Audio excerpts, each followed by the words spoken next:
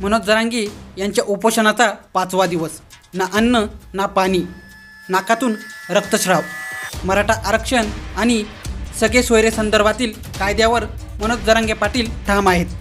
आज मनोज जरांगे पाटील यांच्या आमरण उपोषणाचा 6वा दिवस आहे. असे असून त्यांची प्रकृती दिवसेंदिवस खालावत आहे. मनोज जरांगे पाटील यांनी उपोषणाला बसल्यापासून ना अन्न ना पाणी ग्रहण केले. त्यामुळे त्यांची तब्येत गंभीर होताना दिसत आहे. अशातच त्यांच्या नाकातूनही आता रक्तस्राव होत असल्याची माहिती समोर आली आहे. मनोज जरांगे पाटील यांची प्रकृती गंभीर असूनही त्यांनी वैद्यकीय उपचार घेण्यास नकार दिला आहे. डॉक्टरांचं पथक अंतरवाली सराटीतील उपोषणस्थळी दाखल झाल्यानंतर त्यांनी नाडी आणि BP तपासणी करण्याचा प्रयत्न केला, पण जरांगे पाटील यांनी नकार दिला. त्यांचे म्हणणे आहे, मी मेलो तरी चालेल, पण माझ्या बांधवांना आरक्षण मिळूनच देईल.